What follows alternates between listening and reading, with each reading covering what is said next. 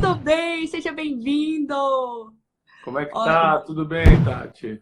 tudo ótimo. Quero agradecer muito a sua participação aqui. Você sabe que essa foi uma solicitação dos meus seguidores, né? E foi assim, uma enxurrada de comentário. Tiago Brunet, Tiago Brunet, Tiago Brunet. Eu falei, eu também gosto da palavra dele, eu também Que gosto bom. da mensagem.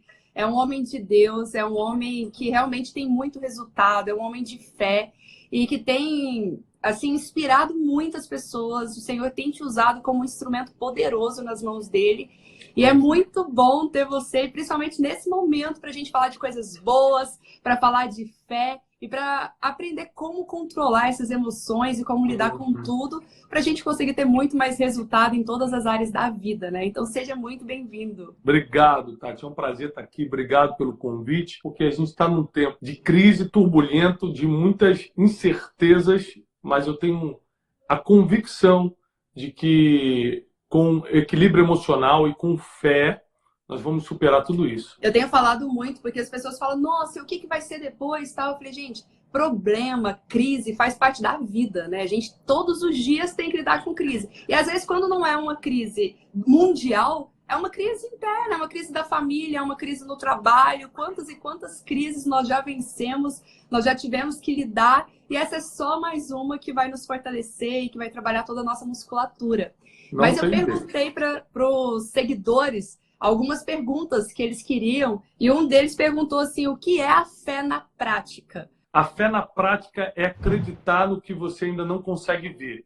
Não quer dizer que não existe, quer dizer que você não consegue ver ainda. E cada um tem uma dificuldade, cada ser humano tem uma dificuldade de ver ou de acreditar no que não consegue ver. Então a gente prefere algo que a gente pode tocar, falar, não, isso aqui é verdade, do que acreditar em algo que a gente não consegue ver.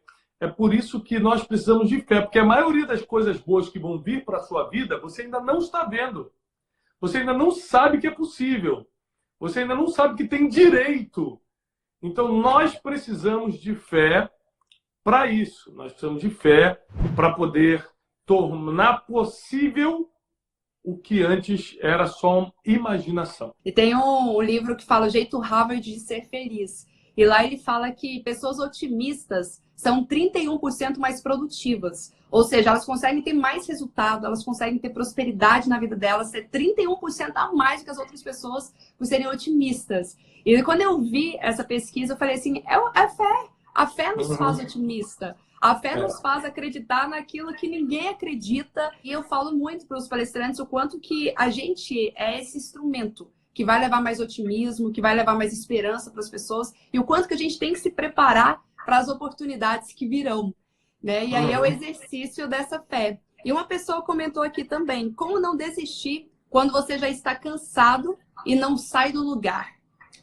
Olha só, quem está cansado não tem que desistir, tem que descansar. As pessoas confundem isso. Está Boa. cansado? Descansa. É cansaço emocional porque não aguenta mais o relacionamento? Descansa. É cansaço espiritual porque não acredita que vai acontecer o impossível na sua vida? Descansa, não desiste. Ou seja, desistir não pode ser uma opção. Descansar, sim. Né? Quando eu vim terminar o doutorado nos Estados Unidos, além de um tempo de estudo, eu vim para um tempo de descanso, porque eu estava precisando. Quando passou primeiro pensamento negativo de desistir, estou trabalhando muito, não está valendo a pena, você dá sua vida pelas pessoas, nem todo mundo retribui. Quando começou a ver isso, eu percebi o seguinte, não tem que desistir, eu tenho que descansar. Então, eu aproveitei a época de estudos para poder descansar. E essa é a palavra que eu dou aí para a nossa seguidora, para a nossa ouvinte aí que mandou essa pergunta. Às vezes você tem que descansar emocionalmente. E descansar não é parar, às vezes, o seu trabalho não. Às vezes é encontrar um amigo, uma amiga que te descanse. Às vezes é encontrar na fé o descanso. Né? Tem vezes, por exemplo, eu tenho o costume de orar pela manhã muito cedo, né? Acordar muito cedo para orar, que na ciência é a meditação. Né? Na ciência é a meditação. Isso me traz um descanso muito grande. Porque se eu fosse pagar psicólogo para falar tudo que me confunde, tudo que me traz dúvida, eu estaria pobre hoje. Mas como eu posso falar tudo isso para Deus, Ele escuta tudo, eu alivio meu coração, e não estou te fazendo de psicólogo não, porque eu acho que tem que fazer mesmo, né? Em situações específicas. Eu estou dizendo tudo que você tem de dúvida, tudo que você tem de questionamento. Se você fosse pagar, você não ia conseguir sobreviver. Mas a oração, ela é um tipo de descanso. Ela é um descanso. Então, amizades que descansam, meditação, oração te descansa. Tem gente que acha que se eu viajar para tal lugar, eu vou descansar. Tem vezes que você vai de férias para algum lugar, para Disney, para Paris, para onde for, e volta mais cansado ainda. Fala, agora tem que descansar das férias. Então, entenda que descanso não é uma viagem, é um estado de espírito. E tem até aquela diferença entre o estresse e o cansaço. Porque quando a pessoa está muito estressada, é falta de conhecer o propósito.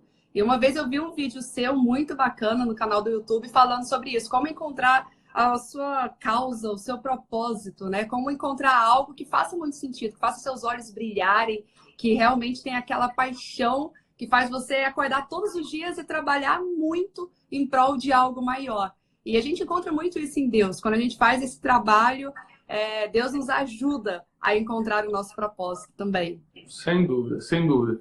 Eu coloquei um link na minha bio do meu Instagram, tanto para você que me segue, quanto para quem segue a Tati está me conhecendo hoje, que quando a pessoa clica, ela entra num grupo meu que eu mesmo mando áudios todo dia só falando sobre propósito. Por quê? Eu descobri, Tati, que se a pessoa não tiver propósito de vida, ela desiste na primeira dificuldade. Ela tenta parar no meio do processo. Ela tenta fugir ou pegar atalhos no meio do caminho para o destino. Tudo ia dar certo. Mas como ela não tem propósito, ela não tem certeza de quem ela é, ela rouba a identidade da pessoa, ela acaba desistindo no meio do caminho. Então, eu tenho tentado ajudar as pessoas no sentido de ter uma mente blindada, uma mente inabalável e ter um propósito de vida. Porque só assim a gente vai conseguir, por exemplo, enfrentar essa crise que a gente está passando e outras crises que virão. Talvez não venha uma crise coletiva como essa daqui a 10 anos, mas crise individual, no casamento, na vida financeira, nas emoções, vai ser direto. A gente vai ter muita aflição ainda para resolver na vida. Então, esse é um tempo da gente descobrir nosso propósito para jamais pensar em olhar para trás, só olhar para frente. Basicamente, os nossos relacionamentos são formados por palavras, né? 20% são atitudes ou gestos, mas 80% são palavras. Se eu te der uma palavra maldada, você acha que o Thiago é orgulhoso pela forma que eu falei. Se eu responder de qualquer maneira no WhatsApp, você fala, poxa, que pena que ele se acha. As pessoas te julgam pelas palavras. Então a própria Bíblia diz, a palavra branda desvia o furor. Às vezes a pessoa está até nervosa, mas pelo jeito que você falou, você acalmou toda a situação. Na briga, numa confusão, não sai ganhando quem saiu com a razão, mas é quem não feriu ninguém.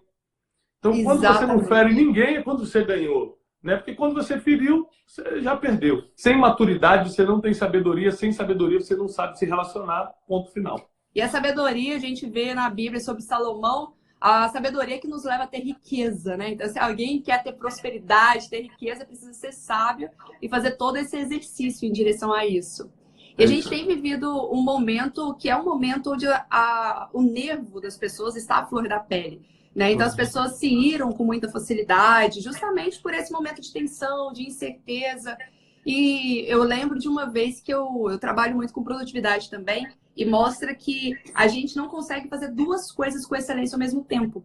Já que a gente não consegue fazer duas coisas com excelência ao mesmo tempo, enquanto a gente está focado no medo, ou na ira, ou em outras coisas, a gente não consegue sentir fé, ter fé e exercitar. Agora, a partir do momento que eu exercito a fé, aí já não sobra mais espaço para o medo, já não sobra mais espaço para a tristeza, para o desespero, para a ansiedade. Então, todas as vezes que está sentindo alguma coisa negativa, o que a gente tem que exercitar é o exercício da fé mesmo. Né? E como que a gente pode... Você tem um caminho assim do que você faz na prática, no dia a dia, para conseguir exercitar a fé? Primeiro, para exercitar a fé, você tem que ter fé. E para ter fé só tem um caminho, e a Bíblia diz o seguinte, né? Eu chamo de sabedoria milenar. A sabedoria milenar diz o seguinte, a fé vem pelo ouvir e ouvir a palavra de Deus. Então, independente da sua religião, escutar a palavra de Deus, a Bíblia, não te faz um religioso ou ligado a alguma religião. Eu sou católico, sou evangélico, sou espírita, mas te faz uma pessoa que está adquirindo fé. Não confunda as coisas. Então você pode, independente da religião que você professa hoje, escutar a palavra de Deus, que é o que faz a sua fé aumentar. Por exemplo, quando veio o coronavírus, então falou, meu Deus, vai acabar com tudo, vai destruir tudo. Eu não acredito nisso, porque eu sou um homem de fé. Quem tem fé acredita sempre que as coisas vão passar e que a ordem vai se estabelecer. Então, gente, isso vai passar, pode ferir alguns, pode trazer prejuízos para a humanidade, pode, mas vai passar. Tudo passa, até as coisas boas passam, quanto mais as ruins. Então, sem fé é impossível agradar a Deus e você só consegue fé escutando a palavra de Deus. Então, quando você vai no YouTube, eu tenho um canal de YouTube que, apesar de a minha profissão, sou palestrante internacional, sou life coach de celebridade, jogador de futebol da seleção. Apesar da minha profissão ser essa, eu só uso meu canal para subir mensagens de fé. Meu canal é só isso. Eu tenho 1 milhão de inscritos, mais de 1 milhão de inscritos, e eu só falo sobre mensagens de fé. Porque eu acredito que é isso que ajuda as pessoas. É isso que no dia mal, o diploma que você tem na parede não serve, o dinheiro que você tem no banco não serve, é a sua fé que vai te salvar. Então é por isso que eu invisto muito nesse tipo de mensagem. Todos os nossos livros foram best-sellers, ou seja, entraram várias semanas na lista dos mais vendidos da revista Veja. Sou publicado em 16 países. Eu sou fundador de um instituto de liderança e inteligência emocional chamado Instituto Destiny, que é a sede em São Paulo e aqui em Orlando, na Flórida. E com isso, eu acabo atendendo muita gente. Como o tempo é escasso, eu atendo muita gente estratégica, minha equipe atende o público em geral. Mas quando eu vou para a internet falar de Deus, eu vou porque esse é o meu chamado, esse é o meu compromisso com Deus. Não tem nada a ver com a minha profissão. A minha profissão é uma coisa e a forma que eu me dou para as pessoas, para levar Deus para as pessoas, para aumentar a fé das pessoas, é uma escolha que eu fiz de doação, de eu me doar meu tempo para que as pessoas cresçam em conhecimento, sabedoria e fé. E a gente vê como que tem uma palavra que fala que Deus nos fez por cabeça e não por cauda. Então é isso, eu vejo muitas pessoas que às vezes, eu prego, falo na igreja, mas depois não busca, não tem ambição. Existe uma diferença entre ambição e ganância. Né? Não é sobre ter ganância, mas é sobre ter ambição de crescer, de construir algo, claro, de gerar riqueza no mundo e automaticamente você também consegue prosperidade em todos os caminhos. E a gente consegue perceber isso claramente em você. Quantas coisas você consegue conciliar, consegue administrar, claro que com uma equipe por trás disso também, mas sempre gerando prosperidade e ajudando a vida de outras pessoas. E quanto mais riqueza a gente gera, mais sucesso e riqueza vem para nós também. Sem dúvida. E você que está me escutando, a gente tem que aprender, logo depois que a gente descobrir o nosso propósito de vida, a investir nossa energia e nosso tempo nisso. Então, por exemplo, por mais que eu possa trabalhar como palestrante, atendendo empresas, como life coach, atendendo celebridades, como escritor, escrevendo livros que são best-sellers, ajuda muita gente, mas eu entendo que o meu chamado, que Deus pediu para mim, não é da palestra em empresa, isso é só o meu trabalho. O que Deus pediu para mim é levar fé para as pessoas, sabedoria e conhecimento. Então, o que eu faço, Tati? Eu tenho que dedicar minha energia e meu tempo para o que Deus me pediu, para o meu chamado. O resto acontece. Tem uma coisa assim que é inexplicável, porque tecnicamente você tem uma empresa, você tem que correr atrás dos clientes. Eu nunca nem corri atrás de um cliente, entendeu? Hoje eu atendo metade da seleção brasileira, eu nunca corri atrás de um jogador, um vai falando para o outro, meu telefone toca, você pode vir na Alemanha, pode vir em Paris, você pode me atender não sei onde. E no final, eu acabo até fazendo um serviço mais pastoral do que de consultor ou de coach, do que seja, entendeu? Há pouco tempo atrás eu fui na Alemanha atender. Eu estou falando isso porque eu não falo dos meus clientes, mas porque se tornou público, saiu na capa do jornal Globo. Eu fui atender o Felipe Coutinho, estava saindo do Barcelona, indo pro Bayern de Munique, na Alemanha, e chegou lá, eu entendi que a questão era mais espiritual do que qualquer outra coisa. Eu abri mão do meu trabalho, falei, olha, o que eu tenho que fazer é te batizar.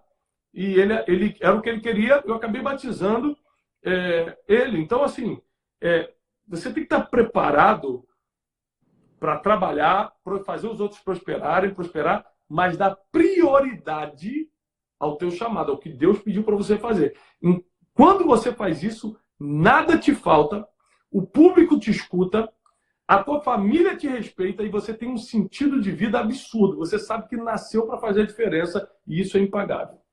E você acredita que esse momento que a gente está vivendo é muito desse despertar também que Deus está trazendo? Porque, eu não sei, é profético, né? Tá na Bíblia que nos últimos tempos o amor de muitos se esfriarão, muitas coisas aconteceriam. E a gente já tem visto esses sinais proféticos se cumprindo, mas eu percebi que tantas pessoas às vezes desdenhavam de Deus e tantas pessoas estavam perdidas e muitas depressivas, ansiosas. E eu fiquei pensando, eu falei assim, agora com esse momento está todo mundo em casa, todo mundo orando, porque agora a gente arruma tempo para orar, agora não tem mais desculpa, agora não falta isso, né? Acho que Exercitar a fé. foi um tempo de colocar as coisas em ordem, né? Esse tempo em casa, essa quarentena, está sendo um tempo de organizar a vida emocional, espiritual, familiar, porque a gente estava dando mais atenção a coisas supérfluas do que a coisas essenciais. A rede social estava mais importante do que a família, do que os filhos estão do lado. Conquistar algo financeiro estava mais importante que conquistar uma amizade verdadeira.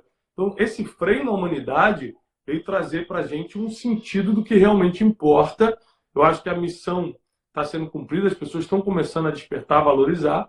Hoje eu até gravei um vídeo, subi aqui no Instagram falando sobre a Páscoa. Da mesma forma que o povo de Israel saiu do Egito, foi liberto do Egito e celebrou a Páscoa, eles saíram da casa deles, a gente vai poder sair da nossa casa em breve. A Páscoa vai ser uma liberdade para a gente e celebrar o que a Páscoa significa, tanto libertação quanto a ressurreição de Cristo. Eu acredito que vai ser a melhor Páscoa de todos os tempos, porque as pessoas vão valorizar até sair na rua, até a liberdade a gente vai valorizar. Nossa, e você falou tudo, porque teve uma vez que eu peguei dengue e eu fiquei 15 dias internada. E aí eu falei, gente, ficar em casa é bom demais, vocês não têm noção, alguns até têm noção que quer ficar 15 dias dentro de um quarto de hospital, é terrível. E depois que eu saí de lá, eu olhava o trânsito, eu falava, ai, que trânsito maravilhoso. Eu olhava o sol, assim, eu falava, ai, sol, vem calor. Eu queria ver a luz do dia, sabe? Então eu falo, às vezes a gente perde aí que a gente começa realmente a valorizar e olhar com outros olhos. Então essa questão de exercitar a gratidão diariamente faz muita diferença. Muitas pessoas agora vão olhar o mundo de forma diferente, vai valorizar pequenas coisas que não valorizava antes. E é o nosso momento. Aí saiu uma pesquisa falando, não sei se é uma pesquisa ou se foi o pessoal que viralizou na internet, tem muita fake news também, né? Mas falando que na China, após esse período, houve muitos divórcios. Aí as pessoas falando, não, mas será por que houve tantos divórcios assim? Porque os casais tiveram que ficar muito juntos e o atrito aconteceu. O que você vê sobre esses divórcios? Eu acho que tem muita gente que sai para trabalhar dizendo o seguinte, tudo que eu faço, tudo que eu trabalho é por causa da minha família. Aí agora que você tem tempo de estar com a família, você está doido para voltar a trabalhar. Tem alguma coisa errada. Então, essa questão da China e outras situações é justamente isso, é porque a gente fala algo em público, mas na verdade não é aquilo que a gente quer. A gente não tem princípios e valores firmados de verdade.